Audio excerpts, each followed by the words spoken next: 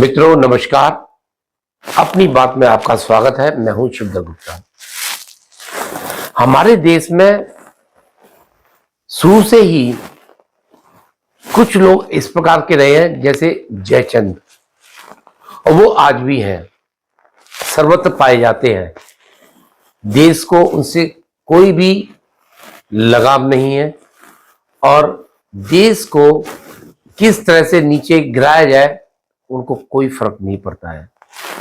उनमें से आज अगर मैं स्पष्ट रूप से नाम लूं, राहुल गांधी और अखिलेश यादव, ये दो जयचंद ऐसे हैं, इनको कोई भी फर्क नहीं पड़ता कि हमारी अर्थव्यवस्था कैसी है, हमारे देश के लोग खुशहाल कैसे रहे, कोई लेना देना नहीं है। उनको सिर्फ राजगद्दी चाहिए और राजगद्दी पे बैठकर जितना भ्रष्टाचार हो सकता है उतना भ्रष्टाचार करके पैसा कमाना है।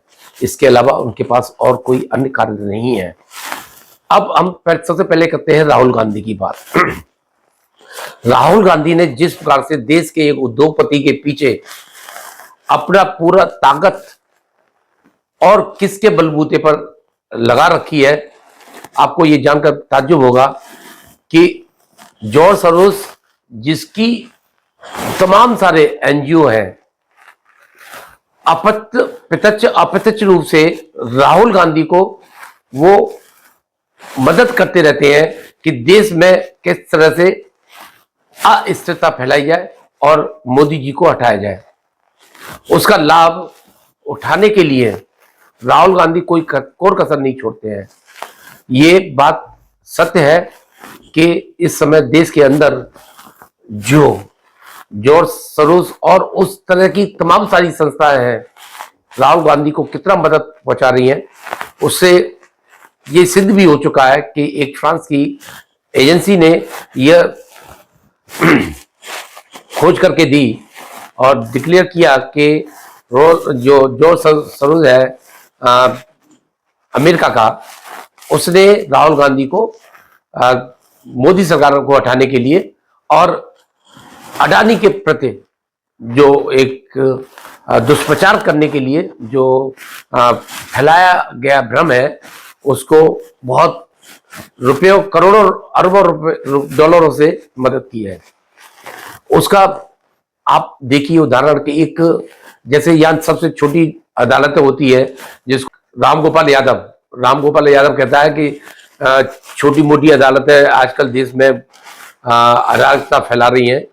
उसी प्रकार से मैं अगर कहूंगा कि एक सबसे छोटी अदालत ने जिस प्रकार से हमारे देश में अराजकता फैलाने की कोशिश की, अमेरिका की, नॉट भारत की, अमेरिका की जिस तरह से अराजकता फैलाने की कोशिश की कि घूस देने की कोशिश की भारतवर्ष के 5 राज्यों में, जिसमें कांग्रेस शासित ही राज्य हैं सारे, या उससे संबंधित है या उसके सपोर्ट से है, सारे उनको घूस देने की कोशिश की।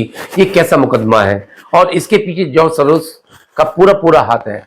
और वहां के राष्ट्रपति ने ये कहा कि यहाँ की जो डीप अदालत है वो ये काम कर रही हैं जो देश में अस्थिरता फैलाती हैं। और यहां तक कि वर्तमान में जो राष्ट्रपति है जो बाइडेन, उसने अपने बेटे का केस इसलिए वापस ले लिया कि वहां की अदालतों पर कोई विश्वास नहीं है और उसके बेटे को क्या सजा मिलती है और किस तरह से मिलती है, झूठे इंजाम में हो या सही इंजाम में हो, वहां की अदालतों पर खुद जो बाइडेन को विश्वास नहीं है, जबकि वो बड़ी अदालत में मुकदमा चल रहा है। और अडानी का तो बहुत छोटी सी अदालत है जो अच्छा, वहां पर जो जज नियुक्त होते हैं वो राजनीतिक सोर्सेज से होते हैं। ऐसा नहीं है कि उनका कोई बैकग्राउंड पढ़ाई वाला हो, लिखाई वाला हो, लेकिन वहां पर राजनीतिक सिफारिशों से जज नियुक्त होते हैं और उसमें जो सोरोस का बहुत हाथ है। तो मित्रों, हमारे देश में जिस तरह से राहुल गांधी ने अडानी का मुद्दा चलाकर संसद को ठप कर रखा है, उससे करोड़ों रुपए का, जनता का जो गाड़ी कमाई का रुपया है, टैक्स के माध्यम से जो जमा होता है, उसका उपहास उड़ाया जा रहा है। अब ले लीजिए अखिलेश यादव को। अखिलेश यादव अपनी रीत चला रहे हैं, बोले कि संभल में जो हो रहा है पहले उसके ऊपर बात होनी चाहिए संसद में, उसके अलावा हमें अडानी से कोई लेना देना नहीं, हमें संभल से ही मतलब है। अब ये जयचंद जो इस तरह से है, इनको अगर इतिहास सुनाया जाए कि अगर तू संभल की बातें कर रहा है तो क्या तेरे को इतिहास मालूम है कि हमारे सिख गुरुओं के साथ किस तरह से बर्ताव किया गया। गुरु तेग बहादुर जी के साथ औरंगजेब ने क्या किया। और आपको ये इस कहानी अगर जानकर बड़ी हैरानी होगी कि किस तरह से उनका गला काटा गया, शीश काटा गया। और ये वही मुसलमान है जिसके लिए ये सारे सापा के लोग रो रहे हैं।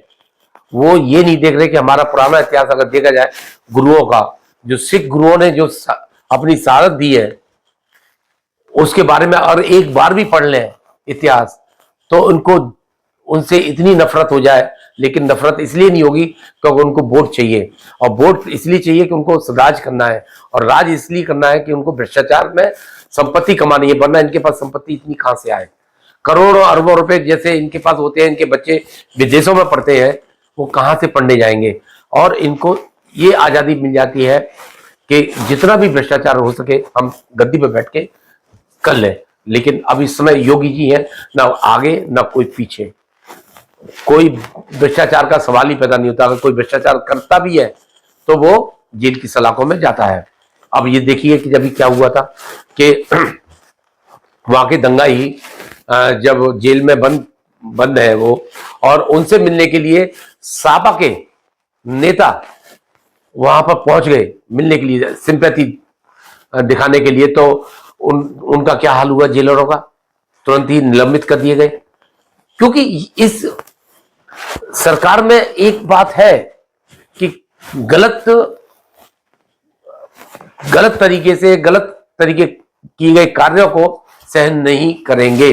और योगी जी ने तो कह दिया है, चाहे सापा कितना भी हल्ला मचा ले, कड़ी से कड़ी कार्रवाई होगी दंगाइयों के खिलाफ, और उनसे 100 करोड़ रुपया जो नुकसान हुआ है, एग्जैक्टली मुझे नहीं मालूम कितना नुकसान हुआ है, लेकिन उनसे वसूला जाएगा जो 400 लोगों की फोटो उसमें आए हैं। तो मोदी जी छोड़ने वाले, योगी जी छोड़ने वाले नहीं है। अभी डकैत है, क्या है उसका नाम, राकेश डकैत टिकैत जो भी है, अभी वो दौड़ लगाते भगा वहां से कि उत्तर प्रदेश की पुलिस ने उसको इतना दौड़ाया कि जाके ट्रक में बैठ गया, ट्रक से।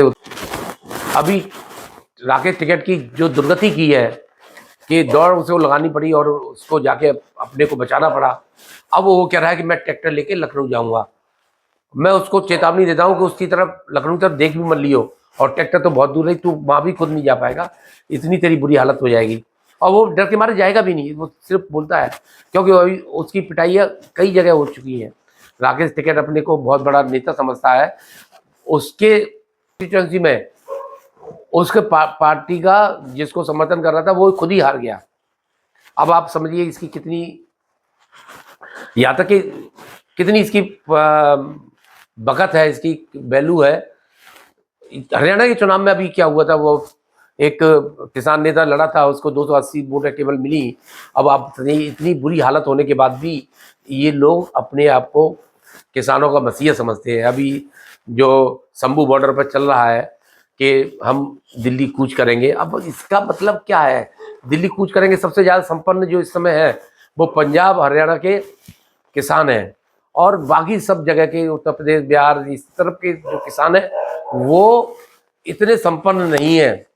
लेकिन उनकी रोटी रोजी कैसे चलेगी, दलाली कैसे चलेगी, उनको किस तरह से पैसा और सरकार को अस्थिर करना है, सरकार अस्थिर हो, स्थिर हो, जिससे कि वो कांग्रेस और उनको फायदा पहुंचे। तो उनका केवल कारण यही है। बाकी जो जो किसान नेता चुनाव लड़े उनकी बुरी दुर्गति हुई है, ये बात सच है। और मैं ये आपसे कहना चाहता हूं कि इस समय जो देश में एक नैरेटिव फैलाया जा रहा है मोदी जी के खिलाफ, उनको सफलता हासिल नहीं होगी। ये देख लिया हमने हरियाणा चुनाव में और महाराष्ट्र के चुनाव में। आज दुर्गति कितनी हुई है सिर्फ सेना उद्धव ठाकरे की, केवल 20 सीटें उसको मिली हैं, और जो अपने को सबसे बड़ा पार्टी मानती थी और उससे इलेक्शन से पहले कह रही थी कि मुख्यमंत्री घोषित करो। अरे मुख्यमंत्री 20 सीटों में तो ही ना बनता है। अगर मुख्यमंत्री घोषित भी कर देते तो 20 सीटों में कौन सा तू वहां का मुख्यमंत्री बन जाता। तो आज उसको समझ में आ रहा है कि हिंदुत्व के खिलाफ जिस तरह से उसने नैरेटिव, मतलब अपनी विचारधारा फैलाई और मुसलमानों के प्रति उसने प्रेम दिखाया, आज उसकी दुर्गति कितनी होगी। शिंदे ने बीजेपी का साथ दिया और बीजेपी के साथ चुनाव लड़के और उसी सिद्धांतों पर उसने कितनी सीटें हासिल की, उससे 3 गुनी सीटें हासिल की हैं। अब शिंदे ने भी वो गलती कर दी। अब जब परिस्थिति इस तरह की थी कि 40 सीटों वाले को वहां का महाराष्ट्र का मुख्यमंत्री बना दिया था, तो उसको गलतफहमी हो गई कि ये बिल्कुल बिहार जैसा यहाँ भी होगा कि जिस तरह से नीतीश कुमार को वहां पर कम सीटें आने पर भी मुख्यमंत्री बनाया जा सकता है, तो यहाँ भी बनाया जा सकता है। उसको गलतफहमी हो गई और वो उसने अपनी जितनी भी इज्जत थी उसकी, वो उसमें बहुत कमी आ गई। तो मित्रों, उसने वही चलन करने की कोशिश की जो उद्धव ठाकरे ने की, लेकिन चलो उसको सद्बुद्धि आ गई और शिंदे ने समय पर जो भी निर्णय लिया अपने हित में ही लिया है, वरना दुर्गति होने में कोई भी देर नहीं लगती। मित्र, जो मोदी जी के खिलाफ चलेगा, झूठ का प्रचार करेगा, लोगों को भड़काएगा, संविधान, अभी मैंने देखा वो लाल किताब लेके बहन और भाई दोनों सड़क पर निकले हुए थे संविधान बचाने के, उसमें अडानी के उसमें कि जेल में डालो अडानी को। अबे सबसे पहले तेरे को जेल में डालना चाहिए, क्योंकि तेरे ऊपर जो केस चल रहा है, तू जमानत पे छूटा हुआ है, तेरे को सबसे पहले जेल में जाना चाहिए। अपनी बात नहीं करेगा, अपना भ्रष्टाचार के बारे में बात नहीं करेगा। जितना भ्रष्टाचार कांग्रेस राज में हुआ है उतना भ्रष्टाचार किसी में भी नहीं हुआ। अपने जिया जी के भ्रष्टाचार के बारे में बात नहीं करेगा। सबसे पहले अडानी को, अडानी वो देश का मान सम्मान, मैं अडानी को जानता नहीं, अडानी का नाम सुना है केवल। अडानी की तमाम सारे औद्योगिक घराने और औद्योगिक संस्थाएं हैं, और देश नहीं विदेशों में भी काफी देश का नाम हो रहा है। लेकिन ये मूर्ख उसके पीछे इस तरह से पड़ा हुआ है कि ये चाहता है कि अडानी खत्म हो जाए, उससे क्या लाभ मिलेगा इसको। देश का एक उन्नतशील कोई राजघराना है, उद्योग घराना है, तो चाहिए इसको कि उद्योगों को बढ़ावा मिले और इससे नौकरियां हासिल हो। तो जयचंदों की कोई कमी नहीं है इस देश में। मैं पुनः कहूँगा कि सबसे बड़ा इस समय जयचंद जो है, क्या इटालियन स्त्री का पुत्र, विदेशी पुत्र जिस पर ब्रिटेन की भी नागरिकता है, वो और अखिलेश यादव, ये सिर्फ और सिर्फ वोट हासिल करके राज करने की चाहत रखते हैं। बस इस अंक में इतना ही। मेरे इस चैनल को सब्सक्राइब जरूर करें, जिन्होंने सब्सक्राइब नहीं किया है शेयर और लाइक जरूर करें। बहुत बहुत धन्यवाद।